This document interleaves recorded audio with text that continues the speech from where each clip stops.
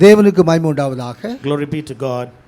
ரோமருக்கு எழுதின நிருபம் 5ஆம் அதிகாரம் 7-8 வசனங்களை வாசிக்க கேட்போம். ரோமர் 5ஆம் அதிகாரம் 7-8 வசனங்கள். நீதிமானுக்காக ஒருவன் மரிக்கிறது அரிது, நல்லவனுக்காக ஒருவேளை ஒருவன் மரிக்க துணிவான். நாம் பாவிகளாய் இருக்கையில் கிறிஸ்து நமக்காக மரித்ததினாலே தேவன் நம்மேல் வைத்த தமது அன்பை விளங்க பண்ணுகிறார். நீதிமானுக்காக ஒருவன் மரிப்பது அரிது, நல்லவனுக்காக ஒருவேளை ஒருவன் மரிக்க துணிவான். நாம் பாவிகளாய் இருக்கையில் கிறிஸ்து நமக்காக மரித்ததினால் தேவன் நம்மேல் வைத்த அன்பை விளங்க பண்ணினார் என்று ரோமருக்கு பவுல் எழுதினதை இங்கு வாசிக்க கேட்டோம். Apostle Paul's epistle to the Romans, chapter 5, verse 7. For scarcely for a righteous man will one die, yet peradventure for a good man some would even dare to die. But God commanded his love towards us in that while we were yet sinners, Christ died for us.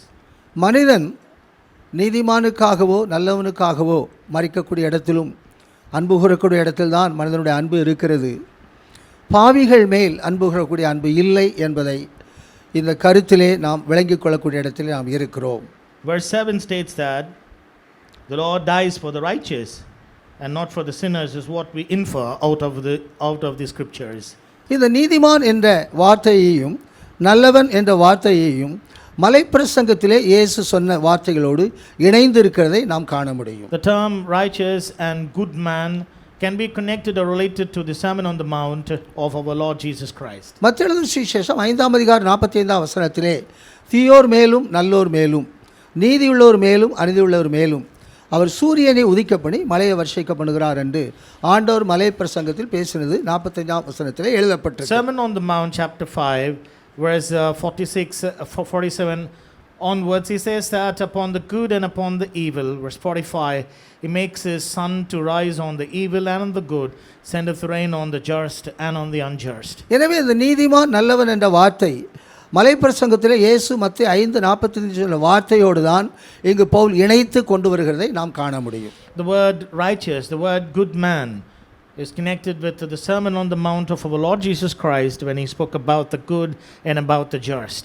நாம் நீதிமானாக இருக்கக்கூடிய இடத்திலே நல்லவர்களாக இருக்காமல் இருக்கலாம், நல்லவர்களாக இருக்கக்கூடிய இடத்திலே நீதிமானாக இருக்காமல் இருக்கலாம் என்ற ஒரு கருத்தும் இதிலே உள்ளே இருக்கிறது. And we can also infer one more idea that we may be good and not righteous, we may be righteous and not good.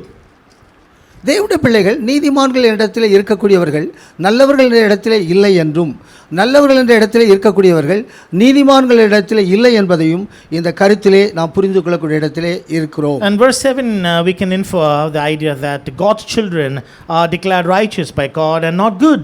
Some people who are good and yet not declared righteous by the Lord, and these terms has to be learned individually and connectively.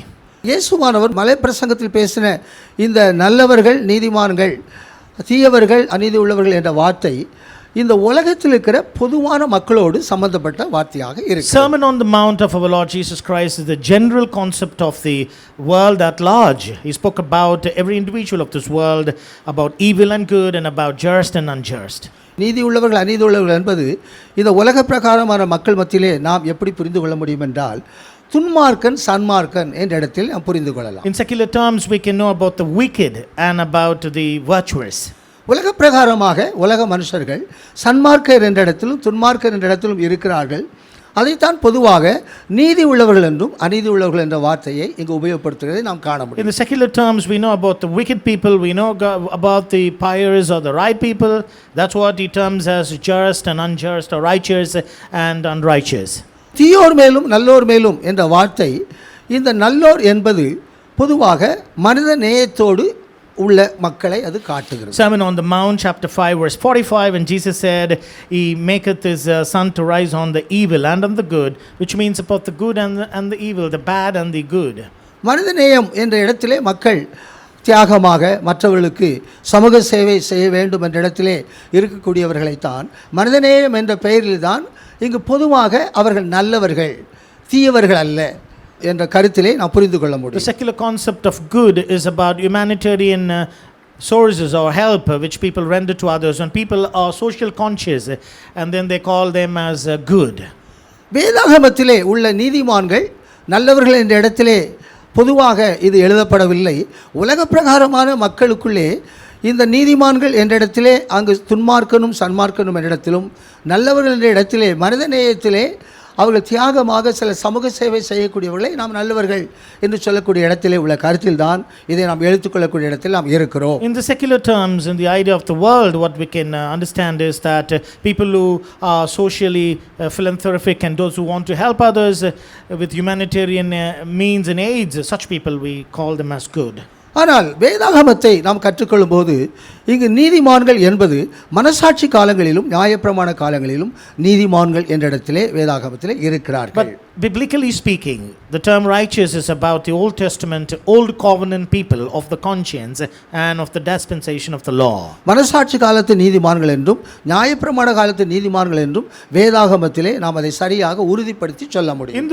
In the biblical timeline, the dispensation of the conscience and the dispensation of the law, or the timeline with respect to the term righteous, which Paul is mentioning here.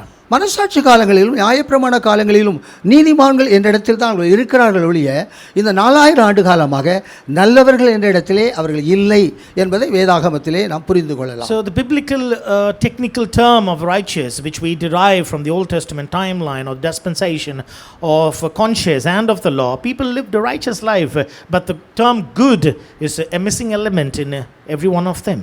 4000 ஆண்டுகளுக்கு பின்புதான் நல்லவன் என்ற இடத்திலே தேவனுடைய பிள்ளைகள் வரக்கூடிய இடத்தில் இருக்கிறார்கள் என்பதுக்கு தான் வேதத்திலே ஆதாரம் இருக்கிறது. But it's after the 4000 year timeline that man is declared good by the Lord is what we need to learn from this point.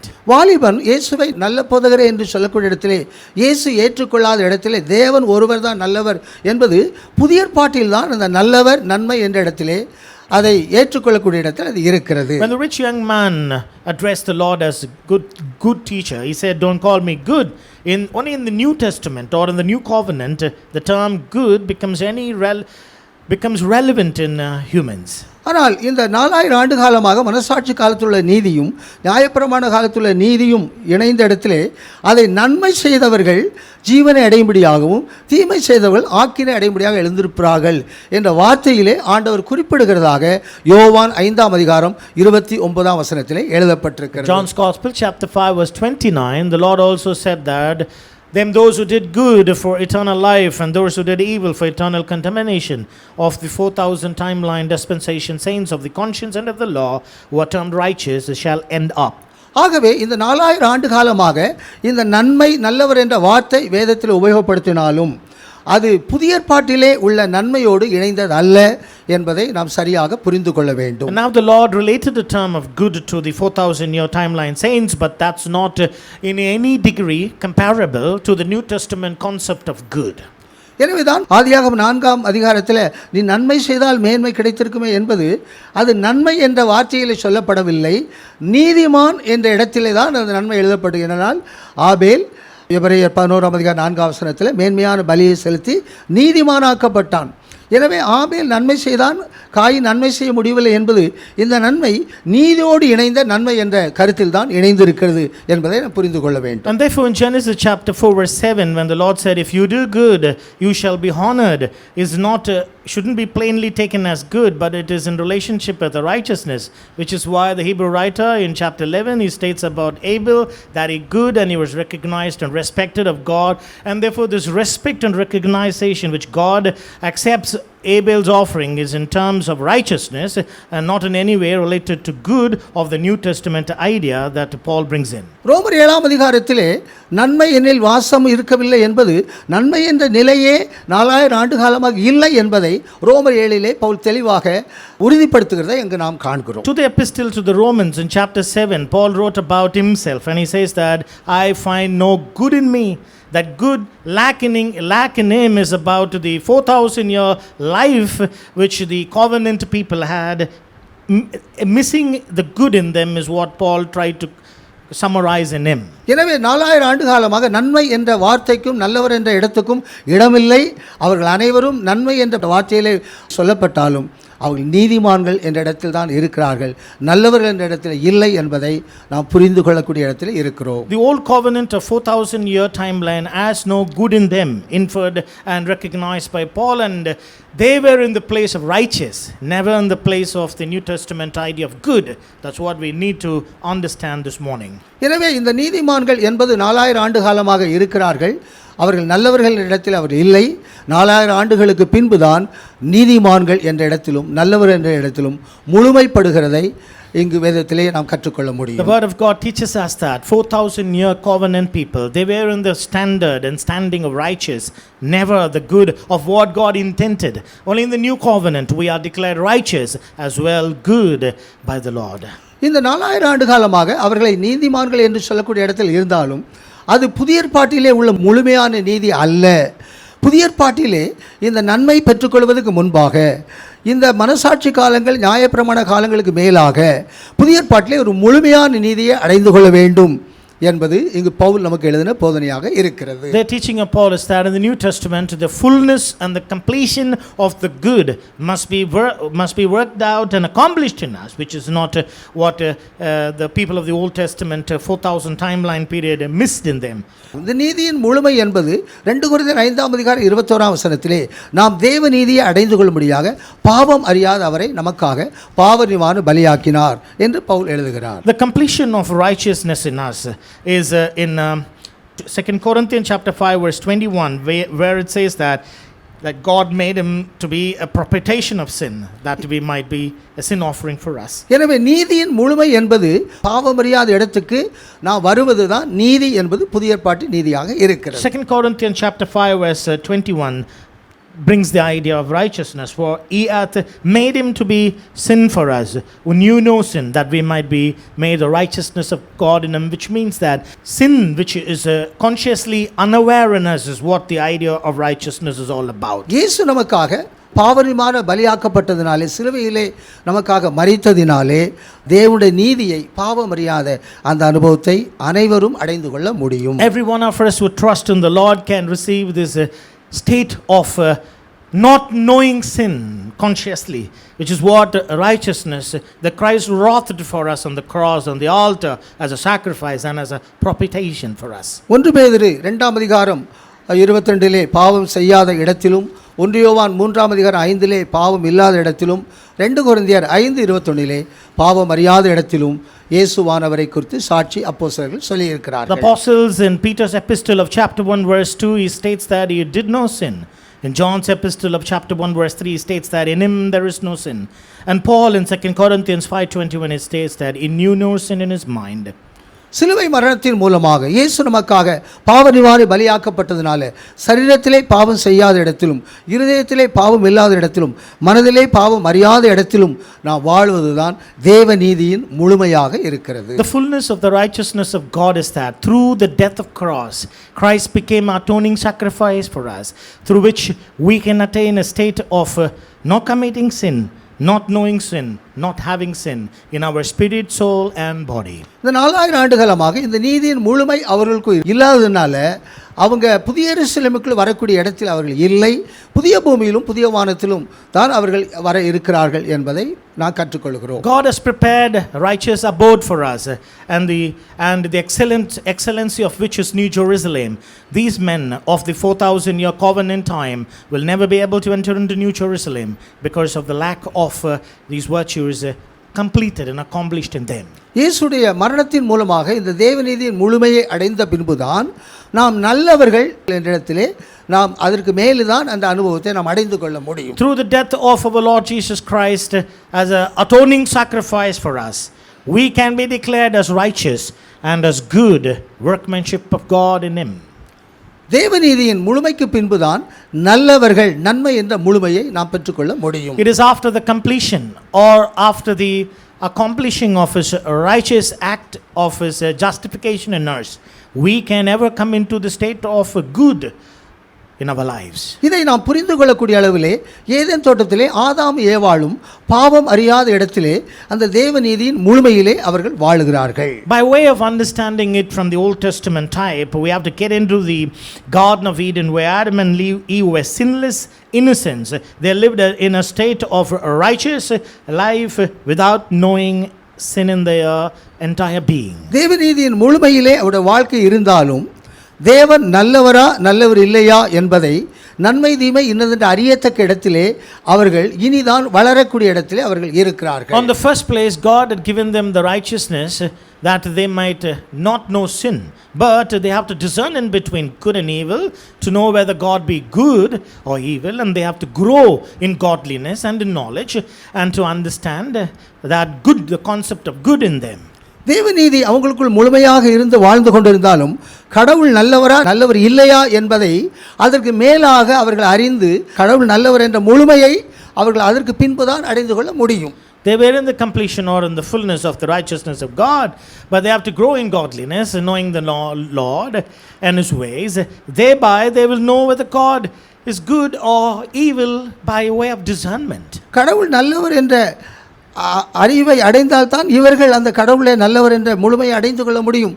ஆனால் வலுசற்பம் கடவுள் நல்லவரா நல்லவர் இல்லையா என்பதற்கு ஒரு விளக்கத்தை கொடுத்து கடவுள் நல்லவர் என்ற இடத்திலே அவருடைய மனதை கெடுத்தான் என்பதைத்தான் நாம் காண முடியும். In the discernment of good and evil, they can attain the full measure of the stature of the knowledge of God. But there was a temptation of the Satan who had given false ideas about God and about the concept of good and evil and corrupted their mind and made them to sin by disobedience and rebelliousness, and therefore they were manipulated in the idea of evil and good. எனவே நாம் நீதிமானாக அந்த முழுமையை அடைந்து கொண்டாலும் அந்த நன்மை தீமை இன்னதென்று பகுத்தறியக்கூடிய இடத்தில்தான் இந்த நல்லவர் என்ற இடத்திலே நாமும் அடைந்து கொள்ள முடியும் என்பதற்கு ஏதேனும் ஒரு திருஷ்டாந்தமாக இருக்கிறது. Eden is a type, as an example. We are declared righteous by the Lord, but the growth and the completion of discernment in between good and evil has to be inferred from the life of Adam and Eve, where we have to exercise and grow and be perfected in it. நாம் அனைவரும் பாவமறியாத நிலையை அடைந்து கொள்வது எளிது என்பதைத்தான் நீதிமானுக்காக ஒருவன் மரிப்பது அரிது என்ற வார்த்தையை Pavul உபயோகப்படுத்துகிறார். And Paul states the term scarcely for the righteous. It's because attaining or being declared righteous by the atoning or by the sacrificial death of Christ is easy. That's why he used the word scarcely. ஒரு பாவமறியாத நிலையை நாம் பெற்றுக்கொள்வது அது எளிது. அதற்கு மேலாக நன்மை தீமை இன்னதென்று பகுத்தறிந்து தேவ நல்லவர் என்ற இடத்திலே அந்த முழுமையை பெற்றுக்கொள்வது கடினம் என்பதை தான் நாம் கற்றுக்கொள்ள முடியும். Through the death of Jesus we can be easily declared righteous, but to discern in between good and evil and to grow in godliness and exercise our mind towards goodness is a very tough task in our life. தேவ நல்லவர் என்ற இடத்திலே முழு உலகத்துக்கும் அவர் தம்மை வெளிப்படுத்தக்கூடிய இடத்திலே முழு உலகமும் நாம் அந்த நல்லவர் என்ற இடத்திலே நாம் அந்த நிறைவை அடைந்து கொள்வதற்கு இந்த நன்மை தீமை இன்னதென்ற பகுத்தறிவு என்பது எபிரேயர் 5 கடைசி வசனத்திலே எழுதப்பட்டிருக்கிறது. To the Hebrew chapter 5 last verse, the idea of good and evil, discernment in between good and evil is for the mature. To know that God is all good and no evil is in him is a growth one needs to attain in his life. நாம் பாவமறியாத இடத்தில் வாழ்ந்தாலும் உலக மக்களிலே நல்லவர் யார் கெட்டவன் யார் என்ற அது நல்லோர் தீயோர் என்பது யார் என்பது நமக்கு தெரியாமல் இருந்தால் ஏவாள் வஞ்சிக்கப்பட்ட இடத்திலே நாமும் வஞ்சிக்கப்பட்டு நாம் கெட்டு போகக்கூடிய இடத்திலே நாம் இருப்போம். And we are declared righteous by the Lord, and we need to discern in between the good and evil, or else like the serpent deceived the simplicity which was in the mind of Eve, so shall we be corrupt from the simplicity of Christ. எனவே இந்த உலகத்தில் இருக்கிற மக்கள் நல்லவர்கள் யார் தீயவர் யார் என்ற தெளிவை நாம் அடைந்து கொள்ள வேண்டும். அது ஏதெனிலே ஆதாம் ஏவாளும் அதை அடைந்து கொள்ளாதபடி நஷ்டப்பட்டு போன இடத்திலே அது திருஷ்டாந்தமாக இருக்கிறதுனால நாம் நீதிமான்கள் இடத்திலே முழுமை அடைந்தாலும் யார் நல்லவர்கள் யார் தீயவர்கள் என்பதை நாம் அறிந்து கொள்ளக்கூடிய இடத்திலே இந்த போதனை நமக்கு இருக்கிறது. Therefore the discernment is very vital and important in a Christian's life. Though we are declared righteous by the Lord's atoning sacrifice, yet the discernment to know what is right and what is wrong is very vital, and we need to exercise that and be away from deceptions. இந்த தேவநீதியை பெற்றுக்கொள்வது பலிப்பிரமாணத்தின் மூலமாக நாம் பெற்றுக்கொள்ள முடியும்.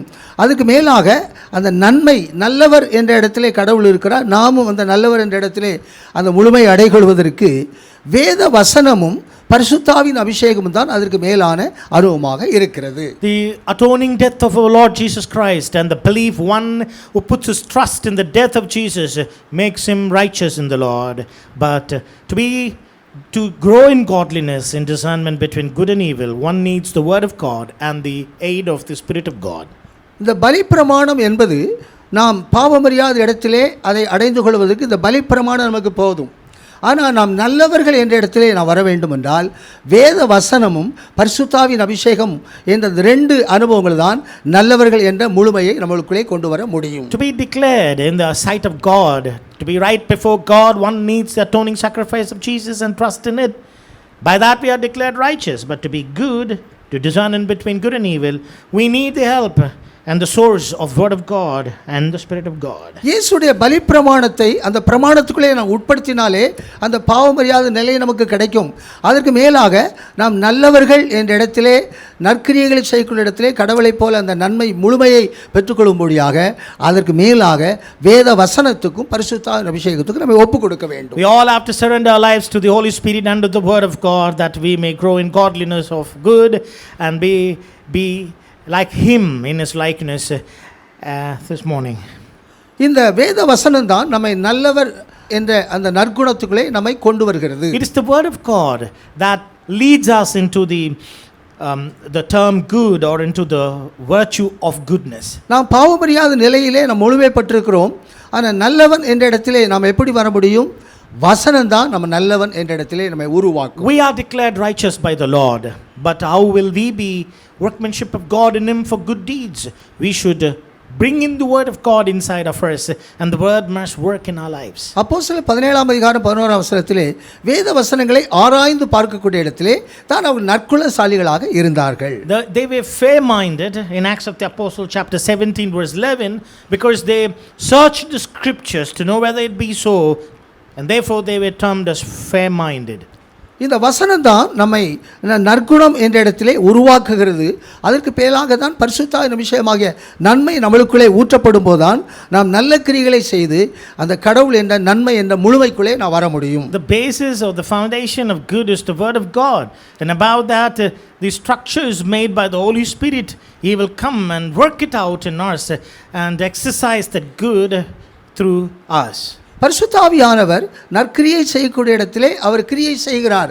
ஆனால் அதற்கு முன்பாக நற்குணம் நம்மளுக்குள் இல்லாதபடி எப்படி நாம் நற்கிரியை செய்ய முடியும் என்பதை நாம் கவனிக்க வேண்டும். And we need to understand this point, that the Holy Spirit works out good in us, but without the foundation of the word of God's goodness in us, how will he be able to work it out, is a question to be understood. எபேசியர் 2ஆம் அதிகாரம் 10ஆம் வசனத்திலே நற்கிரியை செய்யும்படியாக கிறிஸ்து இயேசுவுக்குள் நான் வசனத்தின் மூலமாக நற்குணத்தை நாம் நம்மளுக்குள்ளே சிருஷ்டித்திருக்கிறோம் என்று எபேசியர் 2:10 பவுல் எழுதுகிறார். Paul wrote to the Ephesians in chapter 2 verse 10 that we are workmanship of God in Christ to do good works. நற்கிரியை செய்ய வேண்டும் என்றால் அது பரிசுத்த ஆவியானவர் தான் அந்த நற்கிரியை செய்கிறார். ஆனால் நம்மளுக்குள்ளே நாம் நற்குணம் என்ற வசனத்தின் மூலமாக சிருஷ்டிக்கப்பட்டால் தான் ஆவியான மூலமாக நற்கிரியை செய்ய வேண்டும் என்பதற்குத்தான் நாம் நற்கிரியை செய்யும்படியாக கிறிஸ்து இயேசுக்குள் நாம் சிருஷ்டிக்கப்பட்டு தேவனுடைய செய்களாக இருக்கிறோம் என்று பவுல் எபேசியர் 2:10 எழுதுகிறார். When Paul wrote to the Ephesians chapter 2 verse 10 that for we are his workmanship, created in Christ Jesus unto good works which God had before ordained that we should walk in them, is the working of the word of God and the Spirit of God together to do this in us. வேத வசனத்தின் மூலமாக நம்மளுக்குள்ளே நற்குணம் சிருஷ்டிக்கப்பட்டால் ஒழிய பரிசுத்த ஆவியானவர் மூலமாக நற்கிரியைகளை நாம் செய்ய முடியாது. Unless otherwise the word of God establishes his goodness in us, the Holy Ghost will never be able to exercise the goodness through us. எனவே இந்த நீதி என்ற பாவமறியாத நிலையை நாம் பலிப்பிரமாணத்தின் மூலமாக நாம் பெற்றுக்கொள்ள முடியும்.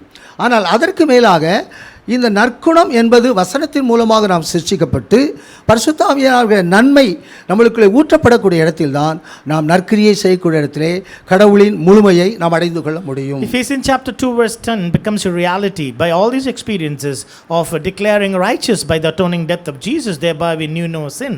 And then we come to the state of the word of God, which brings in good, and then the pouring out of the Holy Ghost brings in the working out of or the exercising of the good through us.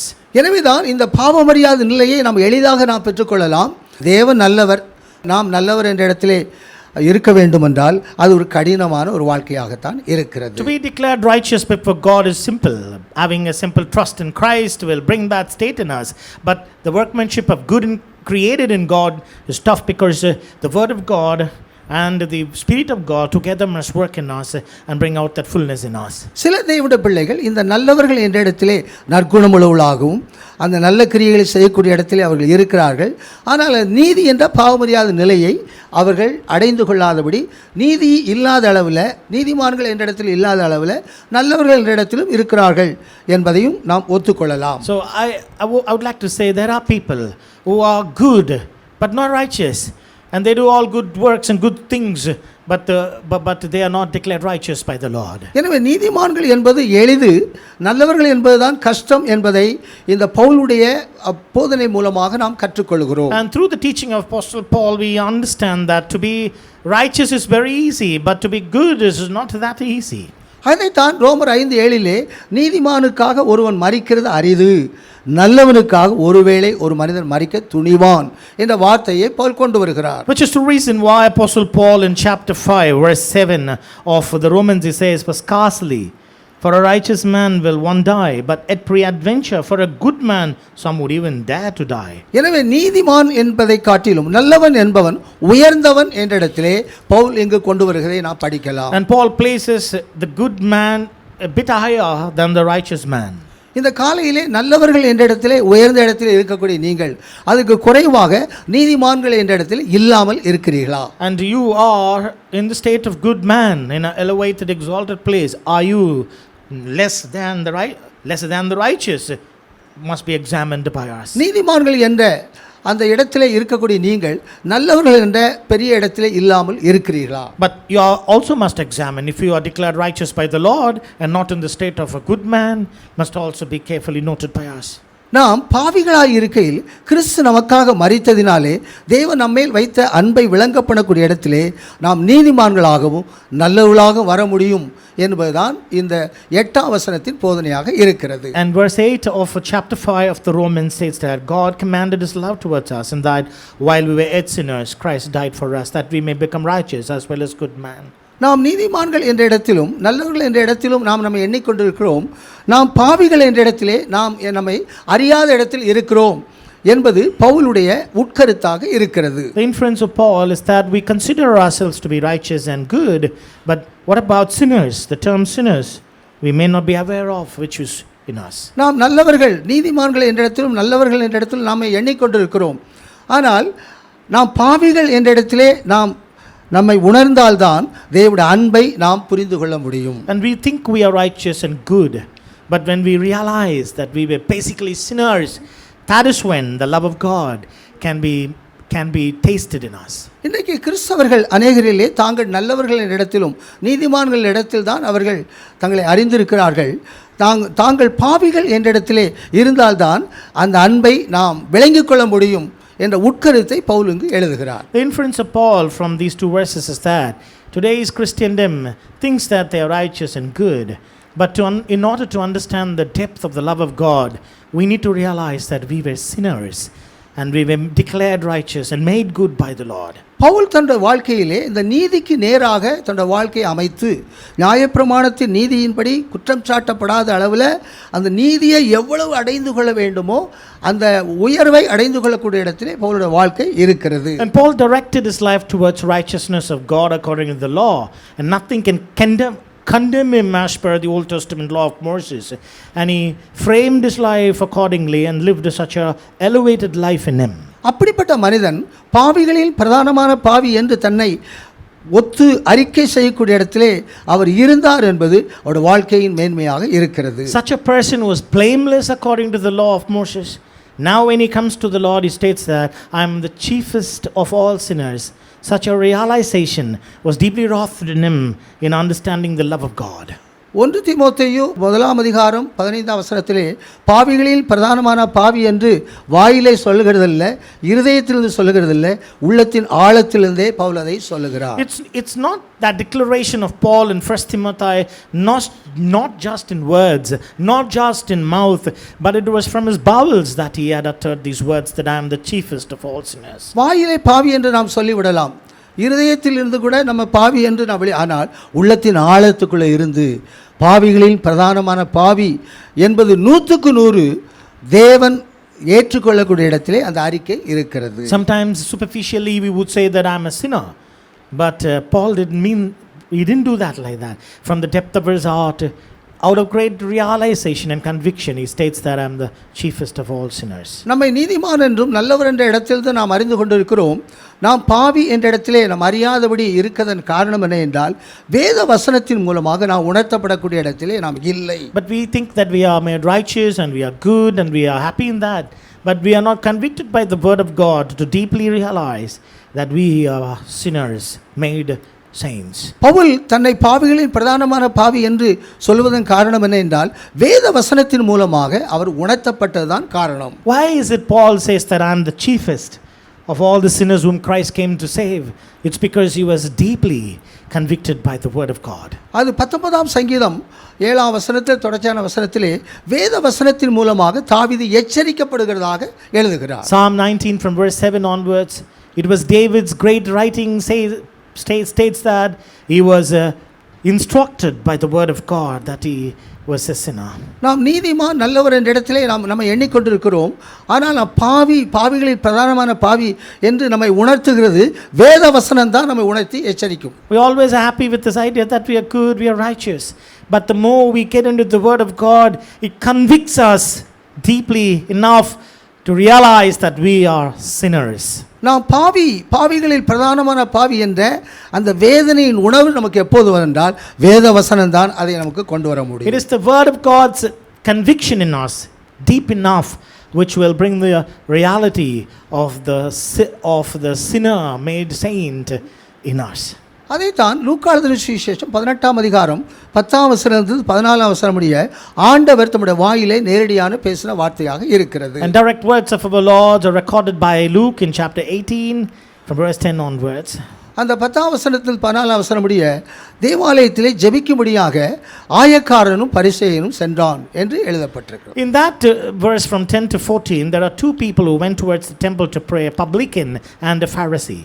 இந்த பரிசேயன் தேவாலயத்துக்குள்ளே தைரியமாக நின்று அநியாயக்காரர் போலையோ அல்லது பாவிகளைப் polo இல்லை, இந்த ஆயக்காரனைப் போல நான் இல்லை, வாரத்திலே 2 தடவை நான் உபவாசம் எடுக்கிறேன், என் வாழ்க்கையிலே நான் தசவாதத்தை கொடுக்கிறேன் என்று உள்ளத்திலே சொன்னதாக ஆண்டவர் சொல்லுகிறது எழுதப்பட்டிருக்கிறது. And the Lord spoke about the publican and about the Pharisee. The Pharisee went towards, lifted up his head towards the temple and said, I'm not a sinner, I'm not like this publican even, and I give my tithe weekly. And this and that was his prayer towards the Lord. இந்த பரிசேயன் தனக்குள்ளே அந்த நீதி இருக்கிறது என்ற நிலையில் தான் அவன் வாழ்கிறான் ஒழிய அவன் தான் பாவி என்ற நிலையிலே ஒரு வசனம் அவனை உணர்த்தப்படவில்லை என்பதை அங்கு நாம் அறிகிறோம். But the publican standing afar off would not lift up so much his eyes towards heaven and smote his heart. There was no that kind of realization is not in them. அந்த ஆயக்காரன் தூரமாக நின்று தன் கண்களை வானத்துக்கு ஏறெடுக்க துணியாமல் மார்பிலே அடித்துக்கொண்டு பாவியாக என் மேல் கிருபை ஆயிரும் என்று அவன் அறிக்கையிடுகிறான். But verse 13, the publican standing afar off would not lift up so much as his eyes unto heaven, but smote upon his breast, saying, God be merciful to me, a sinner. எனவே அவன் அல்ல இவனே நீதிமான் என்ற mark ஆண்டவர் கொடுக்கிறதை அங்கு நாம் காண முடியும். Verse 14, the Lord said, I tell you, this man went down to his home justified. அந்த பரிசேயன் எல்லா நீதியிலும் அவன் நிறைவாக இருக்கிறான் என்பது மத்தேயு 5ஆம் அதிகாரம் 20ஆம் வசனத்திலே வேதபாரக பரிசேயன் என்ற நீதியிலும் என்ற இடத்திலே அந்த பரிசேயன் அந்த நீதியிலே முழுமையாக இருக்கிறான் என்பது உண்மை. In terms of righteousness, according to the Lord's Sermon on the Mount, chapter 5 verse 20, Pharisee is accomplished in righteousness. There's nothing lacking in his righteousness. அவனிடத்தில் நீதி இல்லை என்றல்ல, அவன் நீதிமான் தான். அதை ஆண்டவரும் அதை உறுதிப்படுத்துகிறார். ஆனால் இங்கு இவன் எப்படி நீதிமானாக்கப்பட்டான் என்பதைத்தான் ஆண்டவர் சொல்லுகிற வார்த்தையிலே நாம் கவனிக்க வேண்டும். The Pharisee is not a sinner. The Pharisee is a righteous man. But how did the publican become justified is what the Lord compares in between the publican and the Pharisee. அந்த பரிசேயன் வேதபாரக பரிசேயன் என்ற இடத்திலே அவனுக்கு நீதி இருக்கிறது, ஆனால் அவனை நீதிமான் என்ற இடத்திலே அவர் அங்கீகரிக்காதபடி இந்த ஆயக்காரன் பாவியாகி என் மேல் கிருபையாயிரும் என்ற இடத்திலே இவன் நீதிமானாக்கப்பட்டான் என்பது என்ன என்றால் நாம் பாவி என்று அறிக்கையிலே அதை கொண்டு வர வேண்டும். அப்படியானால் தான் நீதியை அடைந்து கொள்ள முடியும் என்பதுதான் பாவிகளில் பிரதானமான பாவி என்பதை பவுலும் அந்த வெளிச்சத்தை பெற்றுக்கொண்டார் என்பதாக இருக்கிறது. The Pharisee, as per the law of the Lord, is righteous. But how did the publican was justified? It's by confession. And therefore the Lord says that for declaring just and righteous, you need to have a confession that you are a sinner before the Lord. எனவே பவுலும் சவுலாக இருக்கிற நாட்களிலே அவன் பரிசேயன் என்ற இடத்திலே தன்னிடத்திலே எந்த நியாயப்பிரமாணத்துடைய குறை இல்லை, அந்த பரிசேயர் வேதவாரம் என்ற நீதியிலே முழுமையாக இருந்த அந்த பவுல்தான் தன்னை பாவிகளில் பிரதானமான பாவி என்ற அறிக்கையிலே அவர் குறிப்பிடுகிறதை நாம் காணலாம். Paul the Pharisee, as per the law, blameless, but when he turned towards the law, he was able to see and confess, chiefest of all sinners. எனவேதான் வேத வசனத்தினாலே எச்சரிக்கப்பட்ட ஒரு வாழ்க்கை மூலமாகத்தான் நாம் யார் என்பதை நாம் அறிந்து கொள்ள முடியும். And therefore we say it's by the deep conviction of the word of God we can know the reality within us that we are sinners. அதைத்தான் ரோமர் 5ஆம் அதிகாரம் 14ஆம் வசனத்திலே பாவம் செய்யாதவர்களும் அங்கு பாவி என்ற இடத்திலே மரணம் அவர்களை ஆளுகை செய்யும் என்று பவுல் அங்கு கொண்டு வருகிறார். And Paul in chapter 5 of the Romans had to write that even them those who are without sin, that sin might reign in them. நாம் பாவம் செய்யாத இடத்திலே பரிசுத்தருடைய நீதியை நாம் பெற்றுக்கொண்டாலும் கூட நாம் பாவி என்ற இடத்திலே நாம் இருக்கிறோம் என்ற சட்டத்தை ரோமர் 5:14 பவுல் எழுதுகிறார். Romans 5:14, there is a law written by Apostle Paul that it reigns over them even though they were righteous by the law. எனவே தான் அந்த பரிசேயன் அந்த பாவம் செய்யவில்லை என்ற நீதி, அந்த பரிசேயன் வேதபாட நீதி அவனுக்கு இருக்கு, இல்லை என்று சொல்லலை. ஆனால் பாவம் செய்யாவிட்டாலும் அவன் பாவி என்ற இடத்திலே வசனத்தினால் அவன் உணர்த்தப்படவில்லை. The Pharisee, according to the law, he was righteous, but he was not justified because he was not convicted by the word of God that he was a sinner. எனவே நீங்கள் பாவம் செய்யவில்லை, நீதி உங்களுக்கு இருக்கிறது, ஆனால் வேத வசனம் உங்களை பாவி என்று எப்படி உணர்த்தும் என்றால் உங்களுக்குள்ளே ஜென்ம சுபாவத்தை தான் பாவி என்று உணர்த்தக்கூடிய இடத்திலே அது இருக்கிறது. You were made righteous by the Lord and you are not committing any sin, but how will the word of God convict that you are a sinner? That the Adamic natural traits is what being convicted by the word of God to know that you are a sinner. நீங்கள் பாவம் செய்யாத இடத்திலே நீதிமான்களாக இருக்கிறீர்கள் என்பது உண்மை. ஆனால் வேத வசனம் உங்களை எச்சரிக்கும் போது நான் பாவி, எனக்குள்ளே துர்க்குணம் இருக்கிறது, எனக்குள்ளே நற்குணம் வேண்டும் என்ற உணர்வை அந்த வசனம் நம்மளுக்குள்ளே கொண்டு வரும். And you are righteous and you don't consciously do any sin, presumptuously but to be convicted of the word of God, it's the Adamic fallen nature that is being convicted, and that's what you realize and confess that Lord, I am a sinner. பாவிகளிலும் பிரதானமான பாவி என்று பவுல் அங்கு அறிக்கை எழுதின காரணம் என்ன என்றால் அங்கு ஜென்ம சுபாவம் வசனத்தின் மூலமாக உணர்த்தப்படக்கூடிய இடத்தில்தான் நாம் பாவி என்ற நிலையிலே நாம் உணர்த்தப்பட்டு நம்மை ஒப்புக்கொள்கிறோம். And Paul is declared righteous by the Lord. Why did he then say I'm the chiefest of sinners?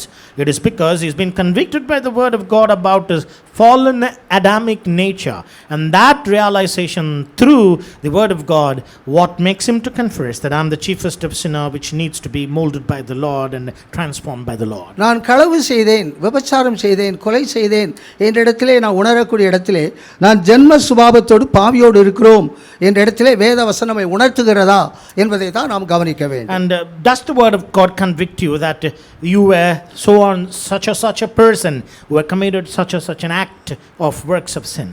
களவு செய்தோம், கொலை செய்தோம், விபச்சாரம் செய்தோம் என்றால் நாம் உணரலாம்.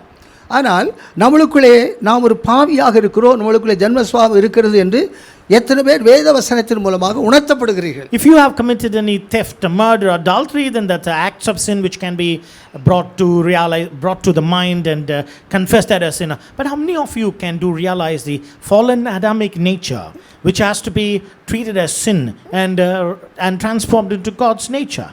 எனவே நீதிமான்களுக்கு மேலாக நாம் நல்லவன் என்ற இடத்திலே வசனத்தின் மூலமாக நாம் உணர்த்தப்பட்டு அங்கு துர்க்குணம் நீக்கப்பட்டு நற்குணம் கொண்டு வரப்பட்டு பரிசுத்தாவி மூலமாக நற்கிரியைகளை செய்தால் தானே அந்த நன்மையின் முழுமையை நாம் அடைந்து கொள்ள முடியும். And therefore we have to be through the Holy Ghost receive the completion of the good in us by all these lines of thought of being transformed from sinner, doing good by the word of God, and being transformed through the Holy Ghost. பாவம் அறியாத நிலையிலே நாம் வாழ்கிறோம் என்பது உண்மை.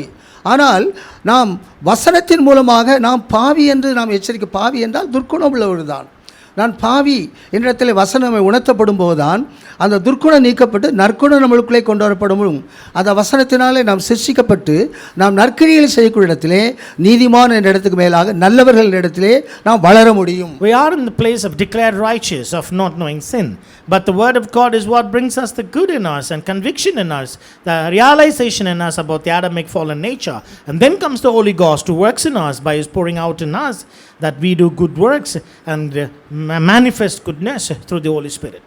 இந்த லூக்கா எழுதின விசேஷம் 7ஆம் அதிகாரம் 37ஆம் வசனத்திலே அந்த பரிசேயனாகிய அந்த சீமோன் வீட்டிலே ஆண்டவர் விருந்துக்கு அழைக்கப்படுகிற சம்பவம் எழுதப்பட்டிருக்கிறது. In Luke's Gospel chapter 7 there is a instant of invitation of the Lord into the house of a Pharisee. அவன் சீமோன் என்பவன் அவன் பரிசேயன்.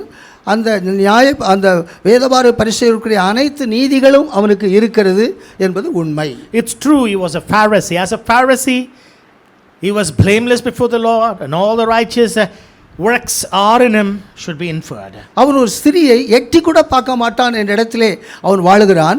ஆனால் பாவியான ஸ்திரீ இயேசுடைய பாதத்திலே அவள் முத்தம் செய்து கொண்டிருக்கிறது நீதிமானாகிய சீமோனுக்கு அவ்வளவு அருவருப்பாக இருக்கிறது. And he was a Pharisee. He would not consider a woman, but this sinful woman, when she comes to the Lord and kisses his feet, is unacceptable for him in his mind. அது தவறா? ஒரு நீதியை அவன் முழுமையாக பெற்றுக்கொள்ளக்கூடிய இடத்திலே அவன் நீதிமானாக இருக்கிறான். ஒரு பாவியான ஸ்திரீ இயேசுடைய பாதத்திலே வந்து அவள் முத்தம் செய்து இப்படிப்பட்டகிறதை அவன் அருவருக்கிறான் என்று சொல்லுகிறதை எப்படி நாம் தவறாக நாம் அதை புரிந்து கொள்ள முடியும்? In good works is righteous, but he is not able to comprehend the idea of a sinful woman kissing the feet of Jesus. He abhors it. How can that be reconciled with his righteousness? ஆனால் இந்த பாவியான ஸ்திரீ இயேசுவில் அதிகமாக அன்பு கூறக்கூடிய இடத்திலே அந்த நீதிமானாகிய பரிசேயனை நியாயம் தீர்க்கக்கூடிய இடத்திலே ஆண்டவருடைய போதனை அங்கு இருக்கிறது என்பதை நாம் ஏற்றுக்கொள்ளக்கூடிய இடத்திலே நாம் இருக்க வேண்டும். But we need to accept that Christ condemned the righteous Pharisee with the act of the sinful women, and we must also realize its consequence as a significance in our life. எனவே அவன் நீதிமானாக இருந்தாலும் தன்னை பாவி என்று உணர்த்தப்படக்கூடிய இடத்தில் இல்லை என்பதும் இவள் பாவி என்ற இடத்திலே அவள் தன்னை ஒப்பு கொடுத்து அவள் நீதி என்ற இடத்திலே அடைந்து கொண்டாள், தேவனில் அன்பு கூர்ந்தாள் என்பதுதான் அங்கு சொல்லப்பட்ட போதனையாக இருக்கிறது. The teaching of in contrast in between the Pharisee and the sinful woman is that he was a righteous man after the law, but the conviction of a sinner is not in him, it's missing in him. But this lady, she's a sinner, but she was convicted about the justification or about the righteousness that Christ had brought inside of her. எனவே நாம் நீதிமான்களின் இடத்திலே வாழக்கூடிய நாம் நல்லவர்களின் இடத்திலே நாம் உயர்வை வளர்ச்சியை பெற்றுக்கொள்ளக்கூடிய அளவிலே நாம் பாவி என்ற இடத்திலே வசனத்தினாலே உணர்த்தப்பட்டு துர்க்குணத்தை நீக்கி நற்குணத்தை பெற்றுக்கொண்டு அதற்கு பின்புதான் நன்மையை நாம் பெற்றுக்கொண்டு நற்கிரியை செய்யக்கூடிய இடத்திலே நாம் முழுமையை அடைந்து கொள்ளுகிறோம். And how do we get the completion? First, it is a declaration by the Lord that we are righteous, that is not knowing sin. And then comes the word of God, which brings in the goodness, removes all malice and hypocrisy. And then the pouring out of the Holy Ghost is what works the good, exercises the good that has been deposited by the word in reality. நீதிமானுக்காக ஒருவன் மரிப்பது அரிது, நல்லவனுக்காக ஒருவேளை ஒரு மனிதன் மரிக்க துணிவான். ஆனால் நாம் பாவிகளாக இருக்கையில் கிறிஸ்து நமக்காக மரித்ததினால் தேவன் நம்மேல் வைத்த அன்பை விளங்க பண்ணினார். For scarcely for a righteous man will one die, at peradventure for a good man some would even dare to die. But God commanded this love towards us, in that while we were yet sinners, Christ died for us. எனவே பரிசேயன் என்ற இடத்திலே வேதபார பரிசுடைய நீதி பவுலுக்கு முழுமையாக இருந்தாலும் பாவிகளின் பிரதானமான பாவி என்ற இடத்திலே வாயில் அல்ல, இருதயத்தில் அல்ல, உள்ளத்தில் ஆழத்திலே அறிக்கை செய்யக்கூடிய இடத்திலே அந்த நீதியின் முழுமையையும் இந்த நன்மையின் முழுமையையும் பவுல் பெற்றுக்கொண்ட இடத்திலே பவுல் இருக்கிறார். And Paul, a Pharisee, blameless according to the law, but now when he comes to the Lord, out of the deep conviction of the word of God, he said, I'm the chiefest of all sinners. And now the goodness of the word and the deposit of the word, which works through the Holy Ghost, it becomes, accepts that declaration and makes it a true reality in him. அதைத்தான் எபிரேயர் 11 கடைசி வசனத்திலே நம்மை இல்லாமல் அவர்கள் பூரணப்படாதபடி விசேஷமான நன்மையை நமக்கு தந்திருக்கிறார் என்று பவுல் எழுதுகிறார். Hebrew chapter 11 verse 40 states that without us they may not be perfected. God has given us something better. இந்த நன்மையை நாம் முழுவதுமாக அடைந்த பின்புதான் நாம் தேவ சித்தத்தை நாம் செய்யக்கூடிய இடத்தில்தான் இந்த இந்த முதலாவது நாம் பெற்றுக்கொண்ட நீதிக்கு மேலாக இன்னொரு நீதி நம்மளுக்குள்ளே கிடைக்கிறது. There's another righteousness which comes through doing the will of God after this fundamental righteousness of right standing before God. நாம் பாவமறியாத நீதியை பெற்றுக்கொண்டிருக்கிறோம். ஆனால் அதற்கு மேலாக நாம் நற்குணத்துக்கு மேலாக நற்கிரியை செய்யக்கூடிய இடத்தில் தான் நாம் தேவ சித்தத்தை முழுமை அடைய முடியும். அந்த தேவ சித்தத்தை முழுமை அடையக்கூடிய இடத்தில் தான் நீதி நம்மளுக்குள்ளே முழுமை அடைகிறது. And we are declared righteous by the Lord. We have received the good virtue in us, and good works has been wrought through these steps, and then we fulfill the will of God by perfecting good in us. அதைத்தான் 2 தீமோத்தேயு 4:6-7-8 நீதியின் கிரீடம் எனக்காக வைக்கப்பட்டிருக்கிறது என்று பவுல் சொல்லுகிறார். எனவே முதலாவது பாவமறியாத நீதியை பெற்றுக்கொள்கிறது அல்ல, அதற்கு மேலாக இந்த நன்மையின் முழுமைக்கு பின்புதான் தேவசித்தத்தை நாம் செய்யக்கூடிய இடத்தில் தான் நீதியின் கிரீடம் எனக்காக வைக்கப்பட்டிருக்கிறது என்று பவுல் சொல்லுகிறார். And Paul in 1 Timothy in his epistle states that the crown of righteousness is kept for me. That doesn't come by the by the initial declaration of righteousness without sin. It's by the working out of the good in us through the Holy Ghost. By completing the will of God, we receive the crown of righteousness. இயேசுடைய பலிப்பிரமாணத்தின் மூலமாக முதலாவது பாவமறியாத நீதியை அடைந்து கொள்வது ஒரு அஸ்திபாரமான ஒரு வாழ்க்கை தான். The foundation of our life is we are declared righteous through the death of Jesus, atoning sacrifice of Jesus. இயேசுவின் பலி மூலமாக எப்படி நாம் ஒரு பாவமறியாத அனுபவத்தை நாம் அடைந்து கொள்ள முடியும்? How can we receive a state of sinlessness or not knowing sin, declared righteous by the propitiation or by the atoning sacrifice of Christ? அதற்கு தான் பாவ நிவாரண பலி என்றும் குற்ற நிவாரண பலி என்றும் சர்வாங்க தகன பலி என்றும் 3 பலிகள் தான் ஒரு பாவமறியாத இடத்துக்கு நம்மை கொண்டு செல்கிறது. And 3 sacrifices in the Old Testament which will lead us into this not knowing sin of declared righteousness, which is sin offering, burnt offering, and offering towards the Lord. இயேசு நமக்காக பலியாக்கப்பட்டார் என்று நம்ம அதை கேட்ட உடனே நாம் பாவமறியாத நிலையை பெற்றுக்கொள்ள முடியாது.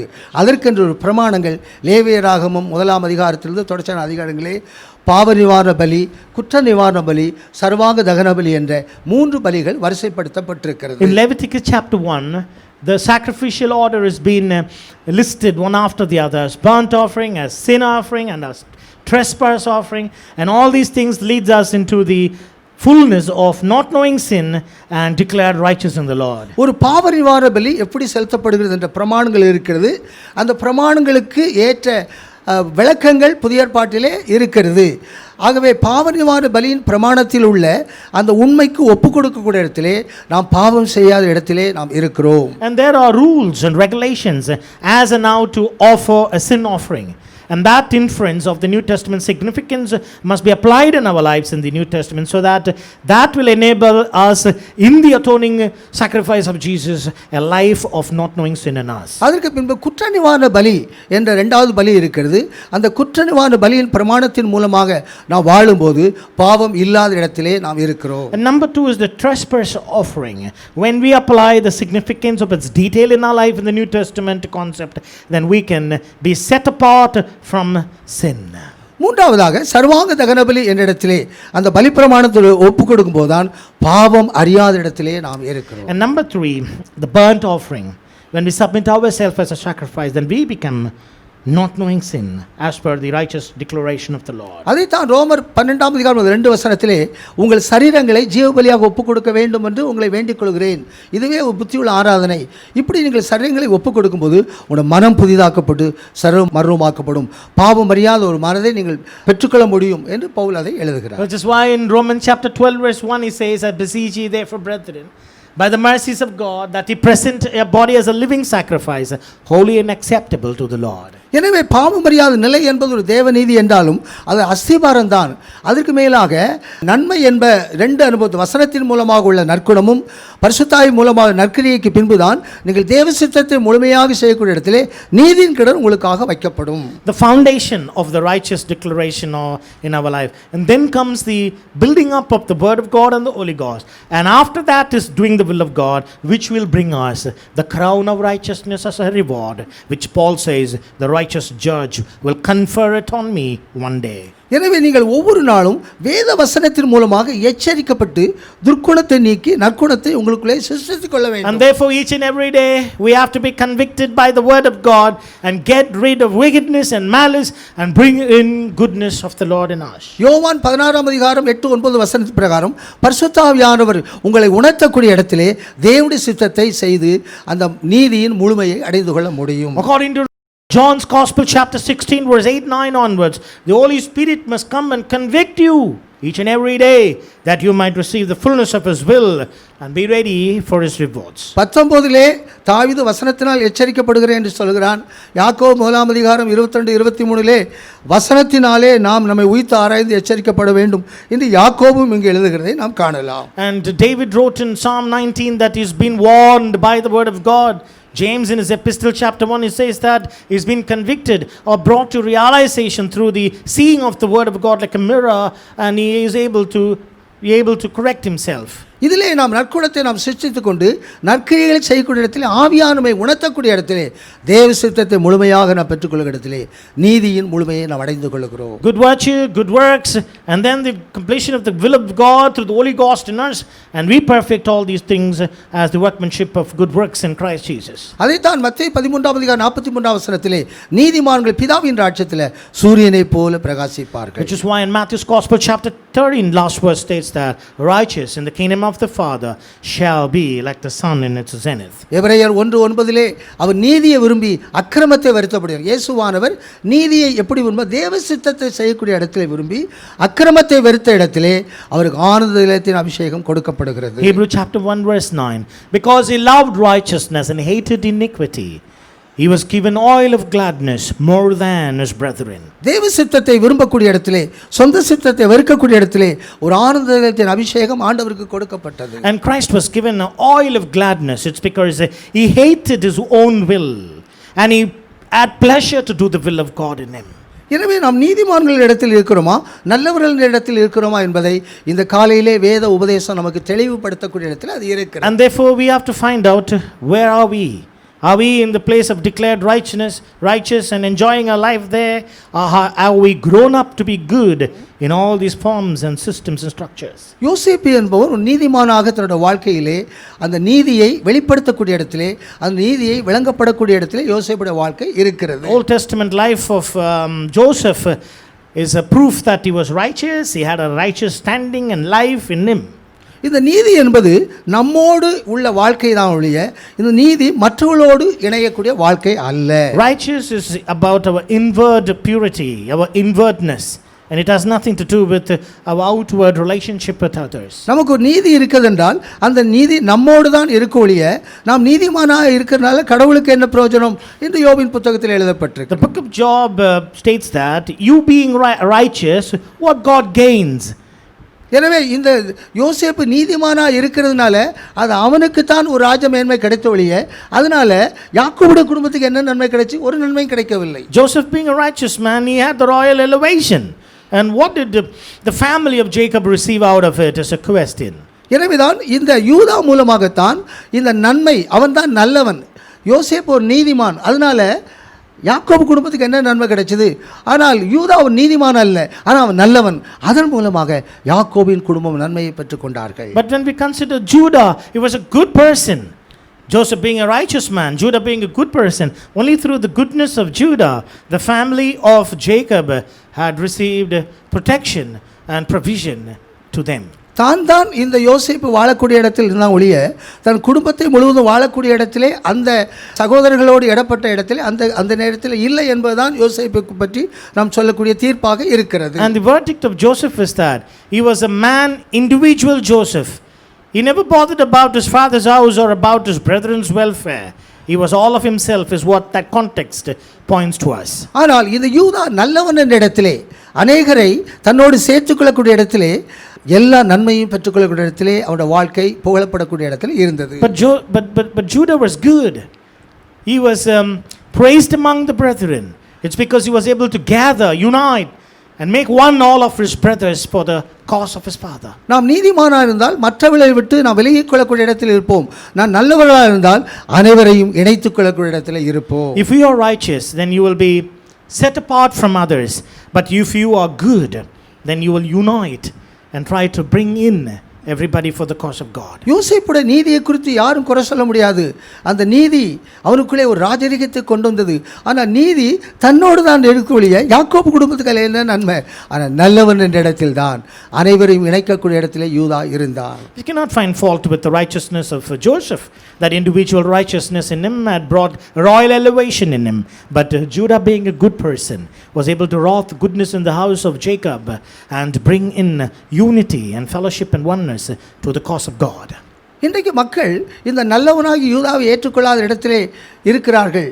அந்த நீதிமானாகிய யோசேப்பை ஏற்றுக்கொள்கிற இடத்துல தான் இன்னைக்கு கிறிஸ்தவம் இருக்கிறது. The Christianity gives a special emphasis to Joseph's righteousness and right living, but they don't comprehend the value and the goodness of Judah. யூதா தான் நல்லவன் என்பதை யாரும் ஏற்றுக்கொள்ளலையே. அவனுக்கு நீதி இல்லையே. அப்போது எங்கள் நீதி எதனாலே விளங்கப்படுவோம்? என்னை விட என் மருமகன் நீதி பண்ணிட்டாலே. நீதி இல்லாத இடத்தில் தான் இந்த யூதா வாழ்க்கை இருக்கிறது. All of Judah's life is a lack of righteousness. In the case of his daughter-in-law, he said, she's more righteous than me. Before Joseph's statement, he said, with what shall we declare our righteousness? எனவே இந்த யூதாவுக்குள்ள ஒரு நீதியும் கிடையாது. அவன் மருமகன் அவனை விட நீதி, எதனால எங்கள் நீதியை விளங்க பண்ணுவோம் என்று ஆதியாகமம் 44:16 அவர் சொல்கிறாரு. இந்த யூதாக்கிட்ட எந்த நீதி இல்லை, ஆனால் அவன் நல்லவன். Inside of Judah there is no righteousness. Before Egyptian princess, he said, with what shall we declare our righteousness? And then before that daughter-in-law, he said that she's more righteous than I. But Judah is a good man. அந்த நல்லவன் என்ற இடத்தில் தான் அனைவரையும் இணைத்துக்கொள்ளக்கூடிய இடத்தில் இருந்தாலும் ஒழிய நீதிமான் என்ற இடத்தில் யோசேப்பு அனைவரையும் இணைத்துக்கொள்ள இல்லை என்பதை தான் நாம் கற்றுக்கொள்ள முடியும். The righteous Joseph was never able to unite people, but the good man Judah was able to unite and make one of the curse of God. எனவே தான் இந்த நல்லவன் என்ற யூதா தான் இந்த பீறுகிற ஓனா என்ற பென்யமீனை அவன் தன்னிடத்திலே ஏற்று அவனுக்காக நான் மரிக்கிறேன். எனவே பாவிக்காக மரிக்கக்கூடிய இடத்தில் தான் அந்த நன்மை இருக்கிறது. And this good man Judah had committed to his father, saying that maybe I can lay down my life for this ravenous wolf which was Benjamin. And that is why Paul states that pre-adventure for a good man, somebody would dare to die. எனவே இந்த யோசேப்பு நீதிமானாக இருந்தாலும் யூதா என்ற அவனைப் போல நல்லவன் இடத்தில் இல்லாததுனால பீறுகிற ஓனாயை அவன் சிறைப்படுத்தக்கூடிய இடத்தில் இருந்தான் தான் ஒழிய அந்த பீறாகிற ஓனா என்ற பாவிக்காக அந்த மரிக்கக்கூடிய இடத்திலே ஒப்புக்கொடுக்கக்கூடிய இடத்திலே யூதா என்ற நல்லவன் என்று இருந்ததுனால அவன் புகழப்பட்டான் என்று அவனுடைய சரித்திரம் இருக்கிறது. The righteous Joseph scarcely failed to die, but the good man Judah, he was able to lay down his life, and therefore he was praised among his brethren. எனவே இவர்கள் இப்படிப்பட்ட நிலையில் வாழ்ந்தாலும் கூட இந்த யோசேப்புடைய சகோதரர்கள் தாங்கள் செய்த குற்றத்தை உணராத இடத்தில் தான் அவருடைய வாழ்க்கை இருந்தது என்பது தொடர்ச்சியாக சரித்திரத்திலே நாம் காண முடியும். The historical context and the account of the 12 brothers of Jacob states that his brothers were not in a place of realizing the sin in them.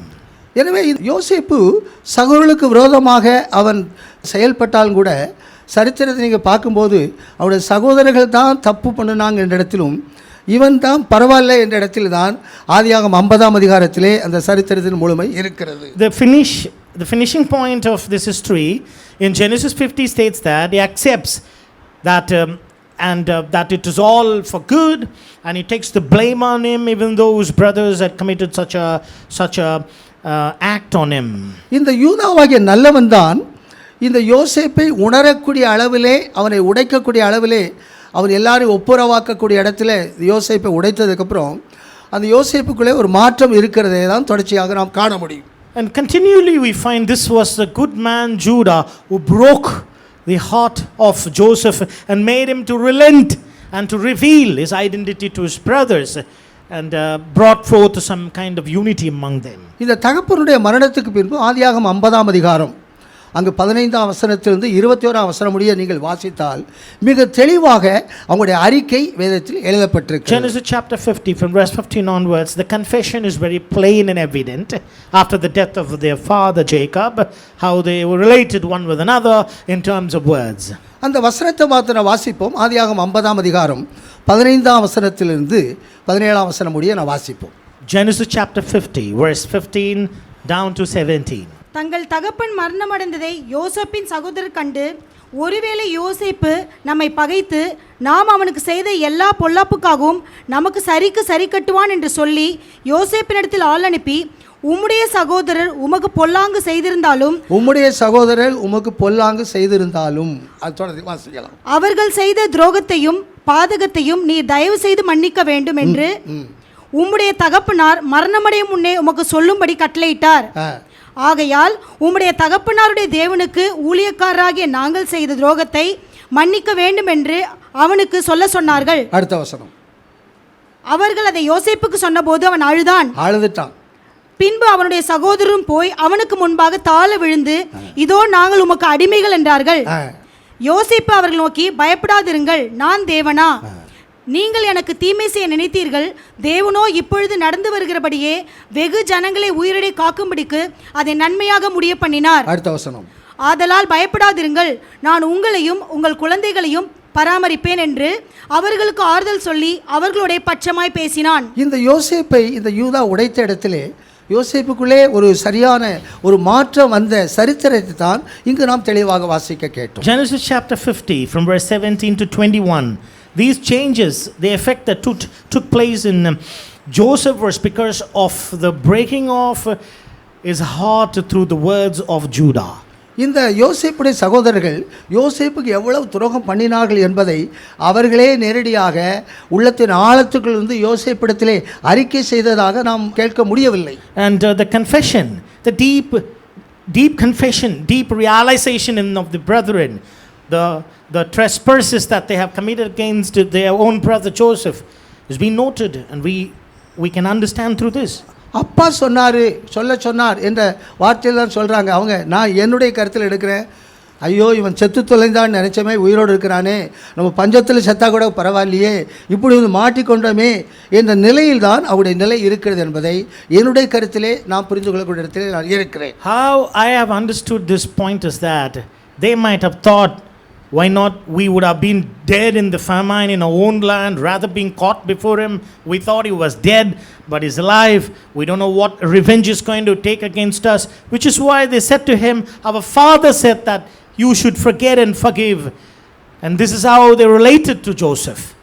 அவன் அழுதான், அவங்களோடு பச்சமாக பேசினான், அவளை ஆதரித்தான் என்ற இடத்திலே அந்த யூதா அவனை உடைத்த இடத்திலே அவனுக்குள்ள ஒரு மாற்றம் வந்ததை தான் நான் பார்க்க முடியும். ஒழிய இவங்க என்ன நினைக்கிறாங்க, ஐயோ இந்த பஞ்சத்தில் செத்து போனால் கூட பரவாயில்லையே, இன்னும் உயிரோடு இருக்கிறானே, மாட்டிக்கிட்டவே என்ற இடத்தில் தான் அவர்கள் அப்படி தான் நாம் அதை எடுத்துக்கொள்ளக்கூடிய இடத்தில் ஒரு கருத்து இருக்கிறது என்பதை சொல்ல முடியும். And Judah having already broken the heart of Joseph, and he having revealed his identity, and now Joseph wept, and he was another man, wanted to nourish them, but these men were not able to comprehend the heart of Joseph, but were a bit of skeptical towards Joseph. எனவே இந்த காலை நேரத்தில் யூதாவுடைய யோசேப்புடைய சரித்திரம், இந்த யோசேப்பு ஒரு நீதிமானாகத்தான் அவன் வாழ்ந்தான். ஆனால் யூதாவோ நீதிமான் என்ற இடத்திலே அவர் இல்லை என்றாலும் அவன் நல்லவன் என்ற இடத்திலே வாழ்ந்து அனைவரையும் ஒப்புரவாக்கினான் என்பது நமக்கு இந்த காலையிலே நாம் கற்றுக்கொள்ளக்கூடிய போதனையாக இருக்கிறது. This morning what we have to learn is that Joseph is a righteous man, and that was for himself and his royal elevation, but that didn't bring in any unity. But Judah's goodness in him brought unity, oneness, one accordness, and united the family. எனவே இந்த காலையிலே நீங்கள் நீதிமான் என்றால் பிழைக்கக்கூடிய இடத்திலே இருக்கிறீர்கள், நீங்கள் நல்லவர்கள் என்றால் வாழக்கூடிய இடத்திலே இருக்கிறீர்கள். And therefore this morning you need to note this point. If you are righteous, you are in the place of personal living. But if you are good, then you can live a life according to the Lord. இந்த கலாத்தியர் 3ஆம் அதிகாரம் அங்கு 9, 10, 11 வசனத்திலே நியாயப்பிரமாணத்தின்படி செய்தால் தான் பிழைக்க முடியும் ஒழிய செய்யலனா சாவீர்கள் என்று பவுல் அங்கு கொண்டு வருகிறார். Galatians chapter 3 verse 9, do the law and live. If not, you will die. எனவே இந்த நீதி என்பது நாம் பிழைக்கக்கூடிய இடத்தில் இருக்கிறோம், அது வாழக்கூடிய இடத்தில் இல்லை. நாம் நல்லவர்கள் என்று சொல்ல இடத்திலே தேவனோடு நித்திய காலமாக வாழக்கூடிய இடத்திலே இருக்கிறோம். And do and live, that's about righteousness. But about the goodness is about a livelihood. It's about a life being in its fullness. That's the goodness which we need to work it out in us. அவன் பிழைக்கக்கூடிய இடத்திலே அவன் இருக்கக்கூடியவன் ஒரு நாள் பிழைத்தாலும் அவனுக்கு ஒரு சாவு இருக்கிறது. வாழக்கூடிய இடத்தில் இருக்கிறவன் அவனுக்கு சாவு இல்லை, மரணமில்லாத பெருவாழ்வு அவனுக்கு இருக்கிறது. And he who live one day will die, but he who has abundance in him, and though he died, he will be resurrected in life forever. நீதி என்ற இடத்திலே ஆக்கினைக்கு தப்பிக்கொள்ளக்கூடிய இடத்திலே நாம் இருக்கிறோம் ஒழிய மரணம் நமக்கு இருக்கிறது. ஆனால் நல்லவன் என்ற இடத்திலே மரணமில்லாத பெருவாழ்வு என்று தேவனோடு எருசலேமிலே சீயோனிலே வாழக்கூடிய வாழ்க்கை நமக்கு இருக்கிறது. Righteousness as life that has death even, but the goodness as life that has abundant life and everlasting life inside of it. எனவே இந்த காலையிலே நீதிமான்கள் இடத்திலே நாம் இருக்கிறோமா, நல்லவர்கள் என்ற இடத்திலே இருக்கிறோமா என்பதை காலையிலே உயிர்த்து ஆராயக்கூடிய இடத்திலே நாம் ஒப்புக் கொடுக்கலாம். Let's all commit our life to personally examine our life to know whether we be righteous or good in our lives. நீதிமானுக்காக ஒருவன் மரிப்பது அரிது, நல்லவனுக்காக ஒருவேளை ஒருவன் மரிக்க துணிவான். நாம் பாவிகளாக இருக்கையில் கிறிஸ்து நமக்காக மரித்ததினால் தேவன் நம்மேல் வைத்த அன்பை விளங்க பண்ணினார். For scarcely for a righteous man will one die, yet peradventure for a good man some would even dare to die.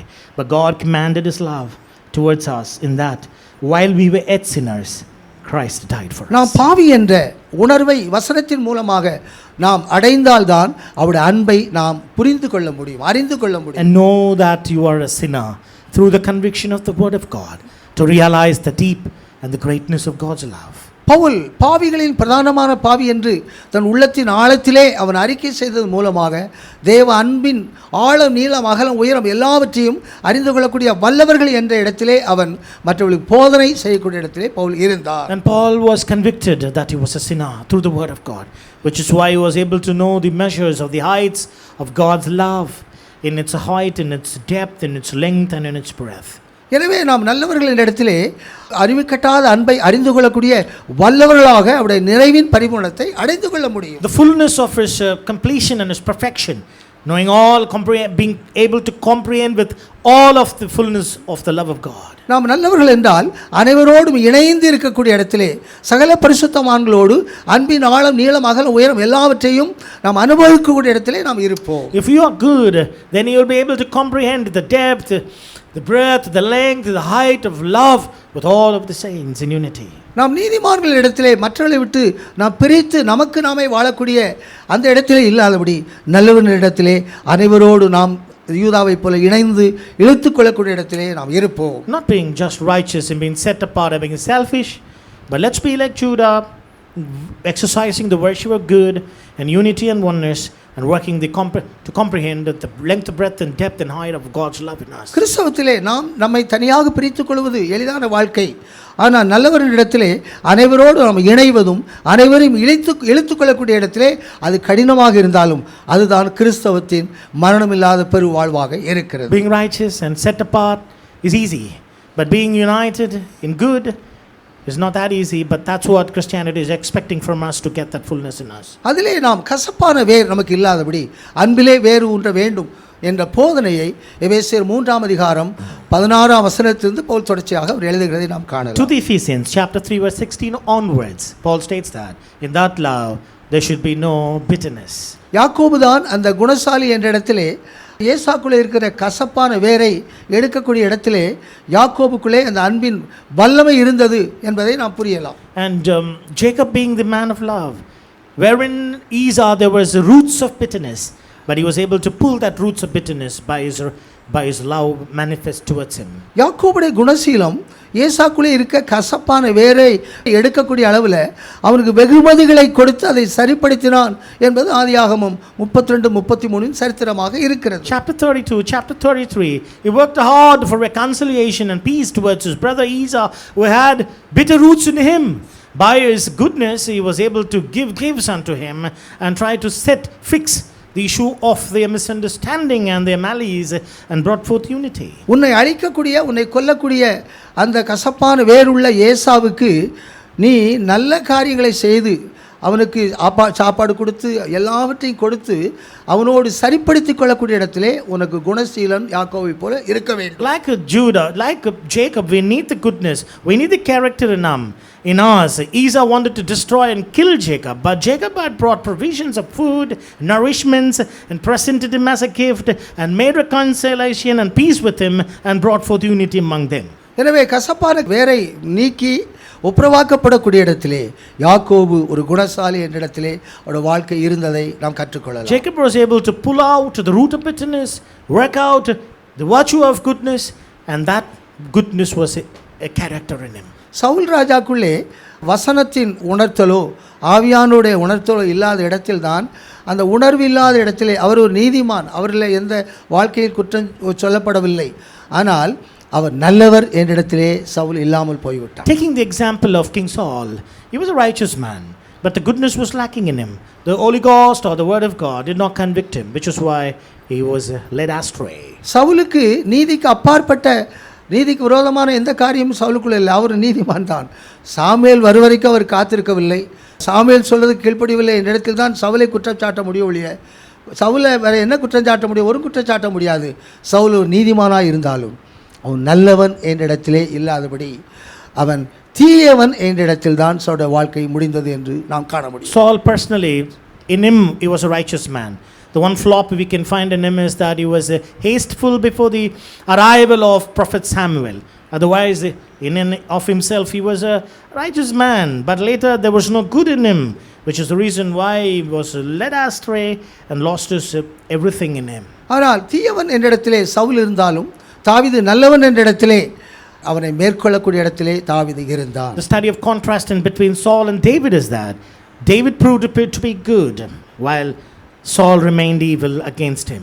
1 Samuel 24 1 Samuel 26 சவுலை எப்படியாவது சரிப்படுத்தி தன்னோடு ஒப்புரவாக்கப்படக்கூடிய இடத்திலே எவ்வளவோ முயற்சி எடுத்தாலும் கூட அது முடியாமல் போனது என்பதுதான் அங்கு வேதனை உள்ள சம்பவமாக இருக்கிறது. The painful thing is in 1 Samuel 24:20 he tried hard for reconciliation and peace and unity, but Saul proved to be a worthless man and he ended up in his own ways. யாக்கோபு குணசாலியாக அந்த கசப்பான வேரை எடுத்து இந்த ஏசாவோடு ஒப்புரவாக்கப்படக்கூடிய இடத்திலே இந்த யாக்கோபின் வாழ்க்கை முடிந்தது. Jacob was able to reconcile, find peace with his brother Esau, and ended in a good note.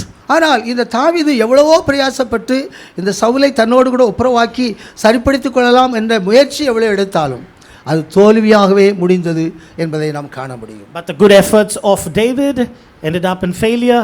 No matter how hard he tried to fix Saul, Saul proved worthless. Saul ended in disaster and he was not able to correct or reconcile with him. இந்த நாளிலே நாம் நீதிமான் என்ற இடத்திலும் நல்லவர் என்ற இடத்திலும் நம்முடைய வாழ்க்கையை ஒப்புக்கொடுப்போம். And may we all understand these two terms of righteous and good and commit our life accordingly. பாவ நிவாரண பலி மூலமாக, குற்ற நிவாரண பலி மூலமாக, சர்வாங்க தகலின் பிரமாணத்தின் மூலமாக பாவம் செய்யாத, பாவம் இல்லாத, பாவம் அறியாத வாழ்க்கையை நாம் அடைந்து கொள்வோம். And through sin offering, trespass offering, burnt offering, let's all come to a place of not knowing sin, declared righteousness by the Lord. அதோடு நாம் திருப்தி கொள்ளாதபடி வசனத்தின் மூலமாக நற்குணம் நம்மளுக்குள்ளே சிருஷ்டிக்கப்பட்டு ஆவியான மூலமாக நற்கிரியை செய்யக்கூடிய இடத்திலே தேவ சித்தத்தை செய்து நீதியின் கிடத்தை நாம் அடைந்து கொள்வோம். The next step is about the word of God through which we receive good character, and through the Holy Ghost unction we are able to work out that good character in reality and exercise good works towards others for the workmanship of God in Christ. யோசேப்பை போல நாம் பிழைக்கக்கூடிய இடத்தில் இல்லாதபடி யூதாவை போல நாம் வாழக்கூடிய இடத்திலே நாம் இருப்போம். And like Joseph the righteous man, don't be in the state of just living, but like Judah the good man, let's have a livelihood of abundant life as well. பாவிகளின் பிரதானமான பாவி என்று பவுல் தன்னை அறிக்கையிலே ஒப்புக்கொடுத்து தேவனுடைய முழுமையை அடைந்து கொள்ளும் இடத்திலே இந்த காலையிலே நாம் முழுமையாக ஒப்புக்கொடுப்போம். And Paul, though he was righteous, blameless as a Pharisee, but through the word of God he was convicted and he said, I'm the chiefest of all sinners, by which he was able to comprehend all of the dimensions of the love of God in his life. அந்த பரிசேயன் ஆலயத்திலே போய் வேதவாடு பரிசேயனுடைய நீதி அவனுக்குள்ள இருக்கிறது என்று அவன் உள்ளத்தில் தான் சொன்னாலும் கூட அந்த ஆயக்காரன் அந்த நீதி அடைந்து கொண்டான், இந்த பரிசேயன் அந்த நீதிமான இடத்தில் இல்லாமல் போனான் என்பது திருஷ்டாந்தமாக The இருக்கிறது. example of Pharisee and the publican. The Pharisee was righteous, but he was not able to be convicted by the word of God about his sinfulness. But the publican, he didn't lift up, but he said he was a sinner and went to justified before God. பரிசேயனாகிய சீமோன் அவன் நியாயந்திருக்கப்பட்ட இடத்திலும் பாவியான ஸ்திரீ நீதி அடைந்து கொண்டு அவ்வளவாய் அன்பு கூர்ந்தாளே என்ற இடத்திலும் அந்த வாழ்க்கைக்கு நம்ம ஒப்பு கொடுப்போம். Another example of the Pharisee and the sinful women. Though he was righteous and he was not able to accept the women being close with Jesus, and the women was justified while he missed the mark. நீதிமானுக்காக ஒரு மரிப்பது அரிது, நல்லவனுக்காக ஒருவேளை ஒரு மனிதன் மரிக்க துணிவான். நாம் பாவிகளாய் இருக்கையில் கிறிஸ்து நமக்காக மரித்ததினால் தேவன் நம்மேல் வைத்த அன்பை விளங்க பண்ணினார். For scarcely for a righteous man will one die, yet peradventure for a good man some would even dare to die. But God commanded his love towards us in that while we were yet sinners, Christ died for us. தீயோர் மேலும் நல்லவர் மேலும் சூரியன் உதிக்க பண்ணி நீதியுள்ள மேலும் அநீதியுள்ள மேலும் மழையை வருஷிக்க பண்ணக்கூடிய அந்த நற்குணத்துக்கு ஒப்பு கொடுப்போம். Upon the good and upon the evil he causeth the sun to shine and his rain to fall upon the just and the unjust as well. நீதிமான் என்று நம்மை பிரித்துக் கொள்ளாதபடி நல்லவன் என்ற இடத்திலே அனைவரோடு இணைந்து அனைவரை இணைத்துக் கொள்ளக்கூடிய இடத்திலே ஒப்பு கொடுப்போம். Do not separate yourself as a righteous man, but unite with others in the goodness of it. இந்த காலையிலே பரிசுத்தாவே நம்மோடு இடப்பட்டு கொண்டே Holy இருக்கிறார். Ghost is working with each and every one of us this morning, நாம் அனைவரையும் நீதிமான்கள் நல்லவர் என்ற இடத்திலே முழுமைப்படுத்தக்கூடிய இடத்திலே that he might perfect us as righteous and as good. அவருடைய அன்பின் ஆழம் நீளம் அகலம் இவளை விளங்கிக் கொள்ளக்கூடிய இடத்திலே அறிவிக்கட்டாத அன்பிலே நிறைவை நாம் பெற்றுக்கொள்வோம். That we might be comprehend with all of the saints the depth, the length, height and breadth of love, and be united with him. அவருடைய பாத்திரம் நிரம்பி வழியட்டும். May our vessel overflow. அவருடைய வல்லமையின் அபிஷேகத்தினால் May நிரப்பப்படுவோம். we be filled with his power and with his இந்த unction. காலையில அவருடைய ஆசீர்வாதம் நிறைந்து வழியட்டும். May the unction of God overflow. மகிமை மகிமை மகிமை மகிமை மகிமை மகிமை மகிமை மகிமை மகிமை மகிமை தேவ பிரசன்னம் தேவ பிரசன்னம் யங்கர தர கலங் உரபல தர கல தர கலங் விபல தர கல கதர பல தர விபல தர கல கதர கல கதர விபல தர கல கர கர கர கர கர. Thank you, Jesus. நல்ல ஆண்டவரே, இந்த பரிசுத்த நாள் காலைவேளைக்காய் நன்றி செலுத்துகிறோம். ரோமர் 5ஆம் அதிகாரம் 7-8 வசனங்களில் சொல்லப்பட்ட மேன்மையான மகத்துவமான உபதேசத்தின் வார்த்தைகளுக்காகவும் அதனுடைய வலிமையான கத்தாவி சத்தியங்களுக்காய் நன்றி செலுத்துகிறோம். எங்களுக்கு நீர் அதை போதித்த தயவுக்காய் நன்றி ஆண்டவரே. நீதிமான் நல்லவன் பாவி என்ற அந்த 3 வார்த்தைகளை நாங்கள் உணரச் செய்ததற்காய் நன்றி ஆண்டவரே. நீதிமான் என்ற இடத்திலே 4000 வருஷ கால பரிசுத்தவான்கள் அவர்கள் காணப்பட்டார்கள் என்பதை நாங்கள் கண்டோம். அவர்கள் நல்லவர்கள் என்ற அந்த இடத்தை அடையாதபடிக்கு இருந்த நிலையை நாங்கள் உணரச் செய்ததற்காய் நன்றி. நீ இந்த பூமியில் எங்களுக்காய் வந்து உலகத்தை இவ்வளவாய் அன்பு கூர்ந்து உம்முடைய குமாரன் எங்களுக்காய் நாங்கள் பாவிகளாயிருக்கையிலே மறிக்க கொடுத்து கத்தாவே. அந்த 2 கொரிந்தியர் 5ஆம் அதிகாரம் அந்த 21ஆம் வசனத்தின்படி கத்தாவே, பாவமறியாதவரை எங்களுக்காக பாவ நிவாரண பலியாக்கி அன்றுவரே எங்களை உமக்கு முன்பதாக நிறுத்தி கொண்ட உம்முடைய தயவுக்காய் நன்றி செலுத்துகிறோம். அதை இந்த நாளிலே ஆழமாய் உணரச் செய்த தயவுக்காய் நன்றி ஆண்டவரே.